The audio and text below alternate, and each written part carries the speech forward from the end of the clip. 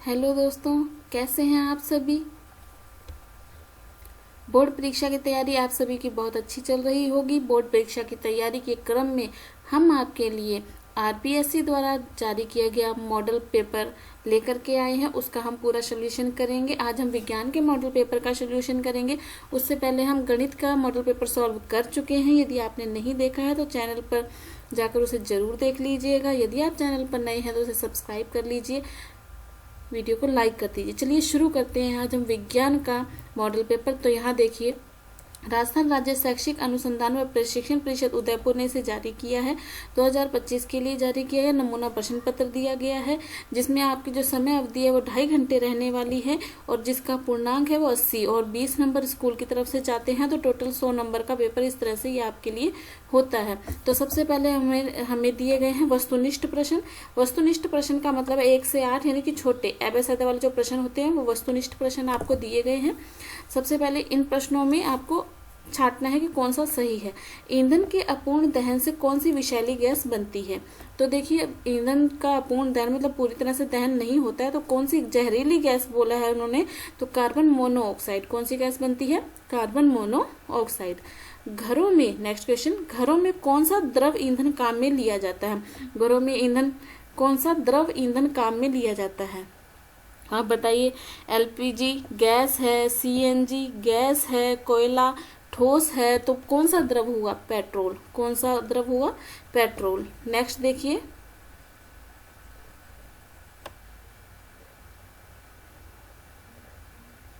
आप वनोन्मूलन को रोकने के लिए क्या सुझाव देंगे। नेक्स्ट क्वेश्चन में वनोन्मूलन को रोकने के लिए क्या सुझाव। वनोन्मूलन यानी कि वनों को कटना, वनों का कम होना, ठीक है, उससे संबंधित है वनोन्मूलन, यानी कि वनों का कम होना, पेड़ों का कम होना को रोकना है। तो कागज का पुनः उपयोग करना चाहिए, बिल्कुल सही बात है। कागज का पुनः चक्रण करना चाहिए, बिल्कुल सही बात है। कागज की बचत करनी चाहिए, ये भी सही है। तो कौन सा ऑप्शन आपका सही रहेगा, इसमें 2 ऑप्शन उपयुक्त सभी सही रहेगा। नेक्स्ट क्वेश्चन देखिए, क्वेश्चन नंबर 4, आवर्ती का मात्रक क्या है। आवर्ती का मात्रक क्या होता है, हर्ट्ज। क्या होता है, हर्ट्ज। कि देखो ये सेकंड जो है समय का मात्रक है, मीटर दूरी का मात्रक है और न्यूटन किसका मात्रक है, बल का मात्रक है। ये भी हमें पता होना चाहिए, ठीक है। नेक्स्ट देखिए, 5th नंबर क्वेश्चन। यदि आपको कोई बात समझ में नहीं आ रही है तो आप कमेंट बॉक्स में लिख के हमसे पूछ सकते हैं। आवासीय क्षेत्रों में ध्वनि प्रदूषण, आवासीय मतलब कि जहाँ लोग रहते हैं, आवासीय क्षेत्रों में ध्वनि प्रदूषण को कम करने हेतु आप अपने मित्र को निम्न में से क्या सुझाव देंगे। टेलीफोन तथा रेडियो की ध्वनि प्रबलता यानी आवाज को कम करना, बिल्कुल हम कहेंगे कि जहाँ लोग रहते हैं, आवासीय क्षेत्र है, वहां पर वाहनों, टीवी और रेडियो की आवाज कम होनी चाहिए। औद्योगिक मशीनों को शहर से दूर लगाना चाहिए, बिल्कुल उद्योग शहरों के बीच में नहीं होने चाहिए, क्योंकि उससे धुआं होता है और लोगों को उससे नुकसान होता है, वायु प्रदूषण होता है, जल प्रदूषण होता है। वाहनों का हॉर्न का उपयोग कम करना चाहिए, बिल्कुल सही बात है। तो इसमें कौन सा ऑप्शन सही रहेगा, उपयुक्त सभी। इस मॉडल पेपर को बिल्कुल ही ध्यान से देखिएगा आप लोग। आपको अपने पेपर के अंदर इसके अंदर से क्वेश्चन जरूर मिल जाएंगे, क्योंकि आरबीएससी जो मॉडल पेपर बनाती है उसमें इंपॉर्टेंट क्वेश्चन को ही इंक्लूड करती है। तो आप ये समझिए कि ये सब इंपॉर्टेंट क्वेश्चन है। आपको 70% क्वेश्चन इसमें से आपको अपने पेपर में जरूर देखने को मिलेंगे। तो आप इस मॉडल पेपर की तैयारी अच्छे से करेंगे, मेरे साथ बने रहिए, आपको मैं सभी क्वेश्चंस दिखाऊंगी। नेक्स्ट देखिए,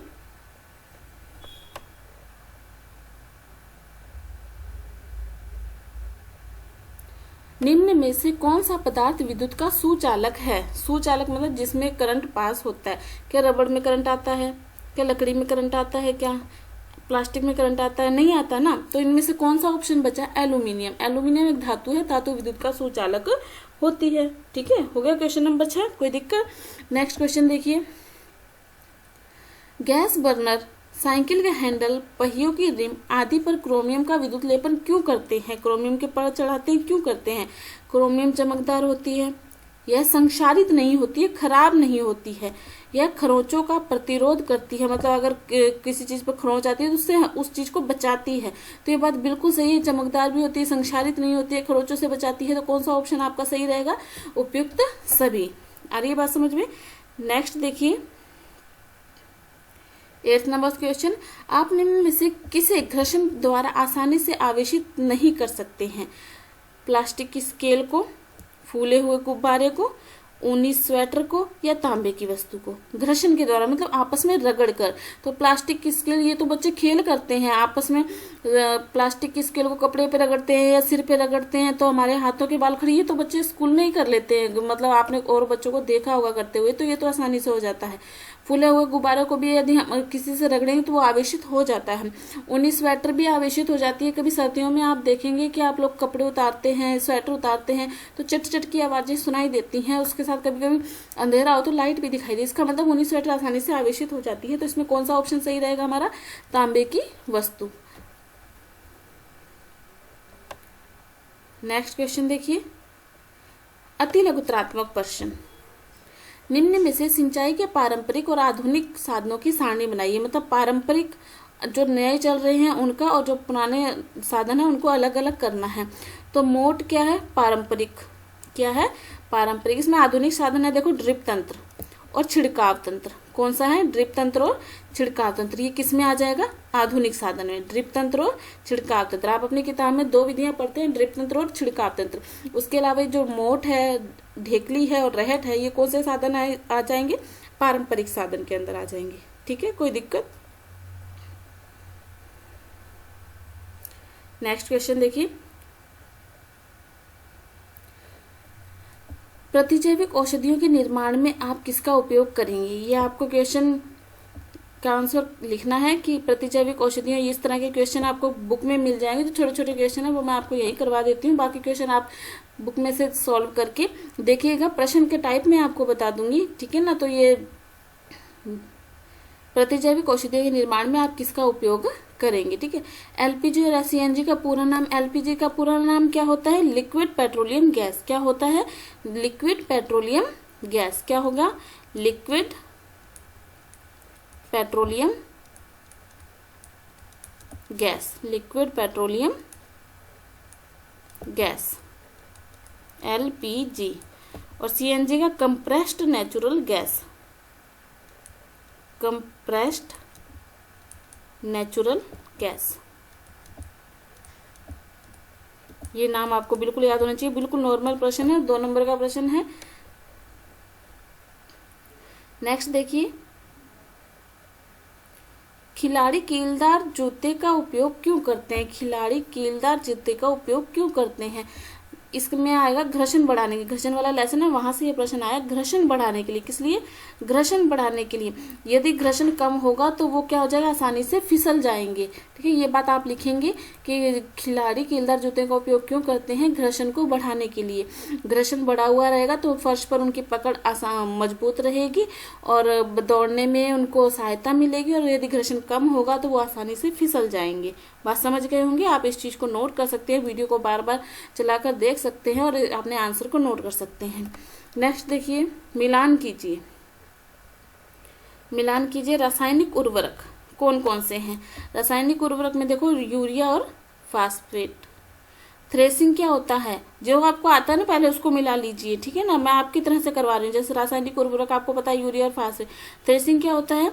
दानों, अनाज के दानों से भूसे को अलग करना। खरीफ क्या होता है? चावल और मक्का जो है वो क्या है? खरीफ की फसल है।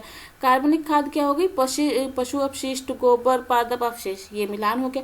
बहुत इजी पेपर आता है और आपको इसमें से भी क्वेश्चन देखने के लिए मिल जाएंगे, तो आप अच्छे से तैयारी करिएगा। मैं और मॉडल पेपर आपके लिए लेके आऊंगी, और यदि आप सभी मॉडल पेपर अच्छे से कर लेंगे तो हो ही नहीं सकता कि आपके नंबर कम आए। ठीक है, चलिए देखिए नेक्स्ट, नाइट्रोजन स्थिरीकरण में राइजोबियम जीवाणु के महत्व। ये आपको ध्यान से पढ़ना है। नाइट्रोजन स्थिरीकरण में पर कभी कभी ये प्रश्न भी पूछ लिया जाता है कि नाइट्रोजन स्थिरीकरण में कौन सा जीवाणु महत्वपूर्ण होता है? तो राइजोबियम जीवाणु। 1 नंबर का क्वेश्चन ये भी बनता है, तो आपको ध्यान होना चाहिए कौन सा जीवाणु होता है? राइजोबियम जीवाणु। अब इस क्वेश्चन का आंसर आप लोग ढूंढ के अपने नोटबुक में लिखेंगे। नेक्स्ट देखिए,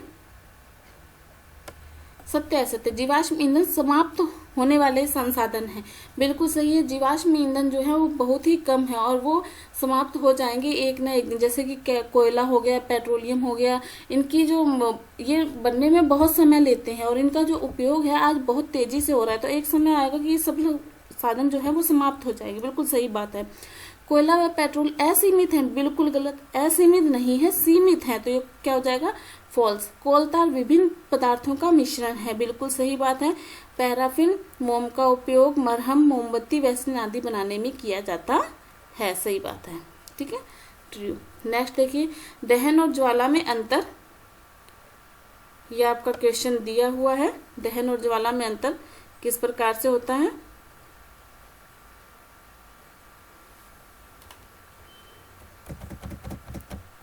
इसे आप लिखेंगे, ठीक है। रेड डाटा पुस्तक क्या है? संकटापन स्पीशीज का रिकॉर्ड, ऐसी बुक जिसमें किसका रिकॉर्ड रखा जाता है? संकटापन स्पीशीज का रिकॉर्ड रखा जाता है, संकटापन जातियों का रिकॉर्ड रखा जाता है, उसे क्या कहते हैं? रेड डाटा पुस्तक कहते हैं। ये बहुत ही इंपॉर्टेंट क्वेश्चन है। जैव विविधता, जैव विविधता किसे कहते हैं? किसी क्षेत्र विशेष में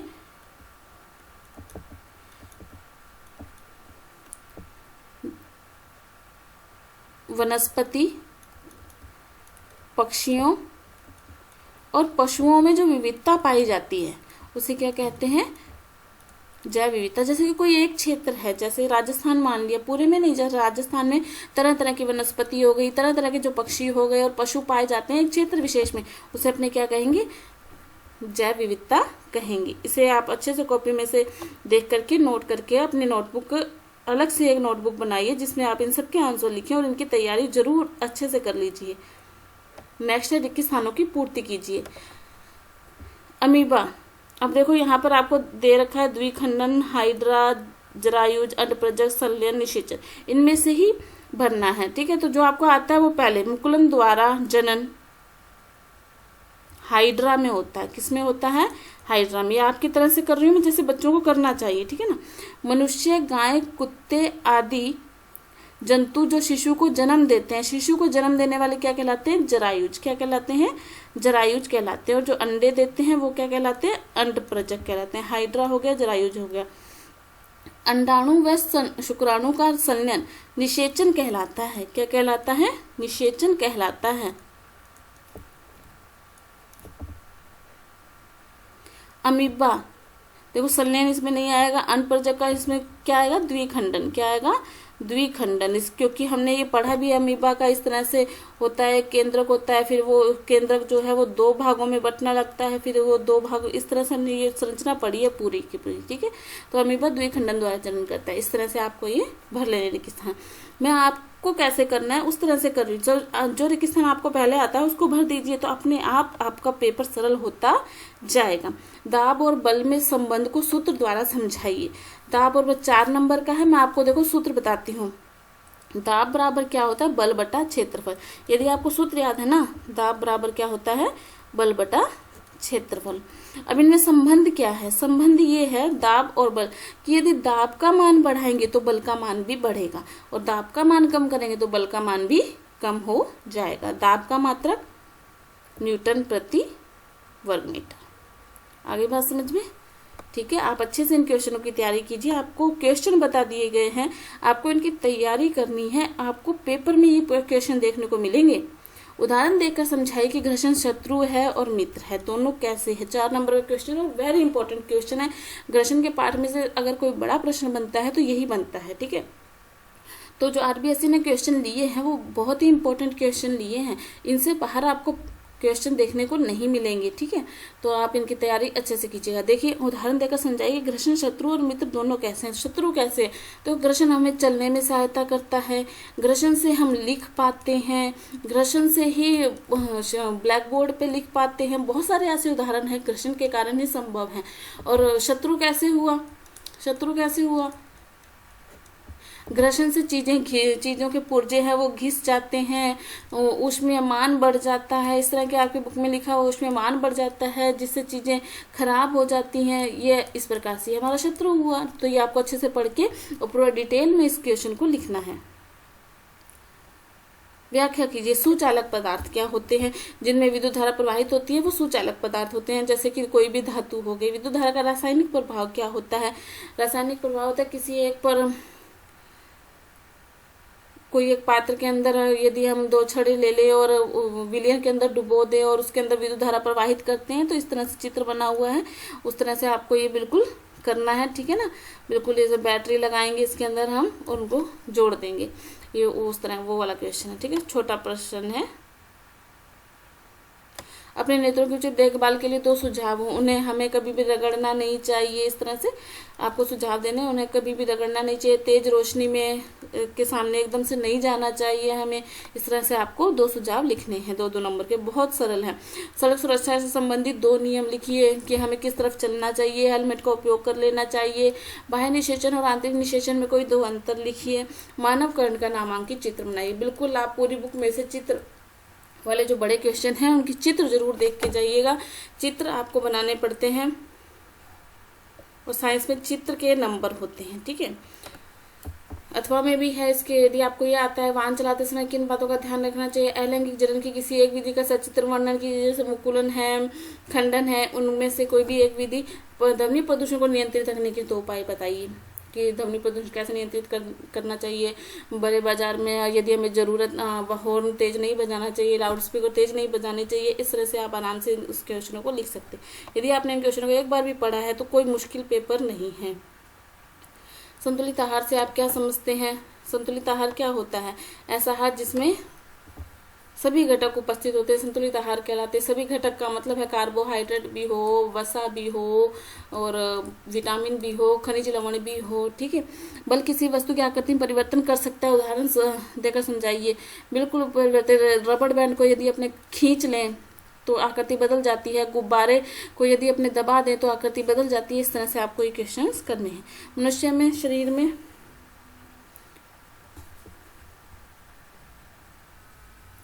नेक्स्ट क्वेश्चन देखिए, मनुष्य के शरीर अथवा में है इसी के। यदि आपको ये प्रश्न आता है तो आप ये कर सकते हैं। मनुष्य के शरीर में अंतःस्रावी ग्रंथियों का नाम लिखकर उसकी स्थिति का नामांकित चित्र बनाइए। अंतःस्रावी ग्रंथियों का नाम लिखकर, ठीक है, ये आपका चित्र है, वो उसमें अंतःस्रावी ग्रंथियों के नाम लिखने हैं और आपको उस चित्र भी बनाना है। द्रव बर्तन की दीवारों पर दबाव डालता है, इसका भी चित्र बनाना है, चित्र द्वारा इसको समझाना। तो आपको जो भी प्रश्न इसमें से आता है वो आपको कर लेना है। नेक्स्ट देखिए, तड़ित चालक का चित्र बनाकर। तड़ित चालक यानी कि जो बिजली चमकती है ना, पहले धनावेश होता है, फिर ऋणावेश होता है, पृथ्वी के पास धनावेश होता है। इस तरह से आपकी बुक में चित्र है, उसी को समझाना है। परावर्तन कितने प्रकार का होता है? 2 प्रकार का होता है। एक तो होता है नियमित परावर्तन और एक होता है विसरित परावर्तन। उसके बारे में आपको इसके अंदर लिखना है, ठीक है। उचित चित्र बनाकर स्पष्ट कीजिए कि समान आवेश एक दूसरे को प्रतिकर्षित करते हैं। तो गुब्बारे वाला चित्र बनाकर आप दिखा सकते हो। यदि उनके ऊपर समान आवेश होता है तो एक दूसरे को प्रतिकर्षित मतलब दूर दूर हो जाते हैं। परावर्तन किसे कहते हैं? आपतित के जब कोई प्रकाश आने वाली प्रकाश किरण, जब प्रकाशों से आने वाली प्रकाश किरण किसी परावर्तक तल से टकराकर वापस लौट जाती है तो इस घटना को परावर्तन कहते हैं। इस तरह से हमने इस चीज को अच्छे से पढ़ा हुआ है, ठीक है। परावर्तन के कितने नियम होते हैं? 2 नियम होते हैं, उसके बारे में आपको इसमें समझाना है। ये बहुत इंपॉर्टेंट क्वेश्चन है, ये आपको पेपर में देखने को मिलेंगे। ये मत सोचिए कि ये मॉडल पेपर है, ये प्रश्न नहीं आएंगे, यही प्रश्न आपको पेपर में देखने को मिलेंगे। ये आपका आज साइंस का पेपर कंप्लीट हुआ है।